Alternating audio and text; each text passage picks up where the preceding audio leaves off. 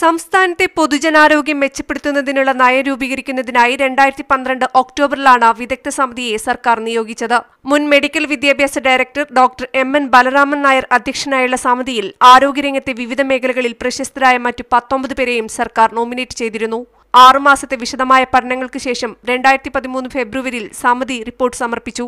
എന്നാൽ 1.5 വർഷത്തിനപ്പുറം റിപ്പോർട്ടിന്മേൽ യാതൊരു നടപടിയും ഉണ്ടായിട്ടില്ല. ആരോഗ്യ മേഖലയുമായിട്ട് ബന്ധപ്പെട്ട എല്ലാ മേഖലകളിലെയും വിദഗ്ധരെ ഉൾപ്പെടുത്തിയിട്ട് ഉള്ളൊരു കമ്മിറ്റി ഉണ്ടാക്കി ആ കമ്മിറ്റി ഏതാണ്ട് 6-7 മാസം വിശദമായിട്ട് അതിനെപ്പറ്റി പഠിക്കുകയും ചർച്ച ചെയ്യുകയും മീറ്റിങ്ങുകൾ നടത്തുകയും എല്ലാം ചെയ്തതിന് ശേഷം ഉണ്ടാക്കിയ ഒരു ഡ്രാഫ്റ്റാണ്. പക്ഷേ അത് പിന്നീട് എവിടെ പോയി? വിദഗ്ധ സമിതിയുടെ കരട് റിപ്പോർട്ടിൽ സംസ്ഥാനത്തെ ആരോഗ്യമേഖലയിലെ നിരവധി പ്രശ്നങ്ങൾ ചൂണ്ടിക്കാണിച്ചിരുന്നു. മാനസികാരോഗ്യ ചികിത്സ, പാലിയേറ്റീവ് കെയർ, ട്രോമ കെയർ, മാതൃശിശു സംരക്ഷണം, ലബോറട്ടറി സംവിധാനങ്ങൾ എന്നിവ പരിതാപകരമായ അവസ്ഥയിലാണെന്നായിരുന്നു റിപ്പോർട്ടിലെ പ്രധാന കണ്ടെത്തൽ. ജീവിതശൈലീ രോഗങ്ങൾ കൂടുകയാണെന്നും റിപ്പോർട്ട് ചൂണ്ടിക്കാണിച്ചിട്ടുണ്ട്.